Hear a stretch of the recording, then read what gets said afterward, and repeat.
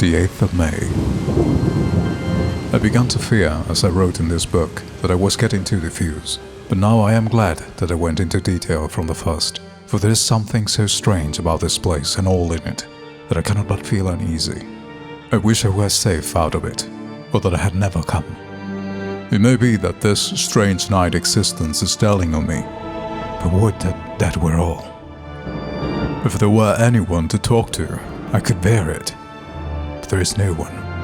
I have only the Count to speak with, and I fear I am myself the only living soul within the place. Let me be prosaic so far as facts can be.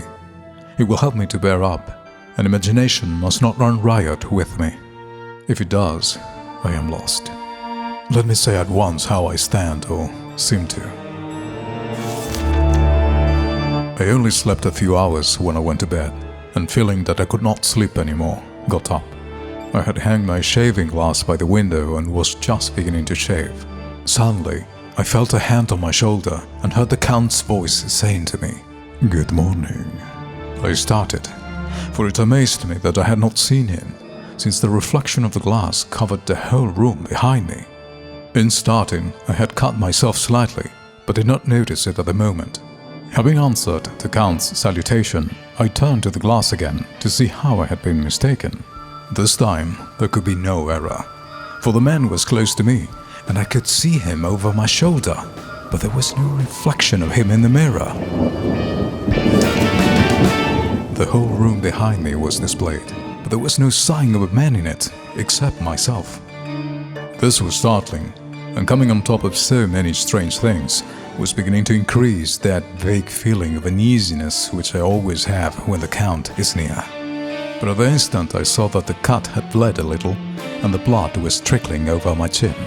I laid down the razor, turning as I did so half round to look for some sticking plaster. When the Count saw my face, his eyes blazed with a sort of demoniac fury, and he suddenly made a grab at my throat. I drew away, and his hand touched the string of beads which held the crucifix.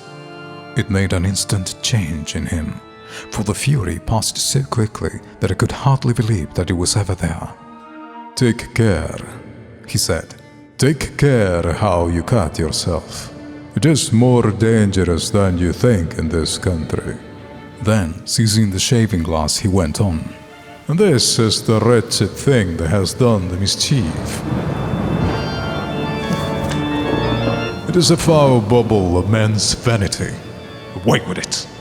And opening the heavy window with one wrench of his terrible hand, he flung out the glass, which was shattered into 1,000 pieces on the stones of a courtyard far below.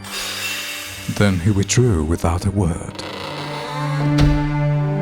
It is very annoying, for I do not see how I am to shave, unless in my watch case or the bottom of the shaving pot, which is fortunately of metal.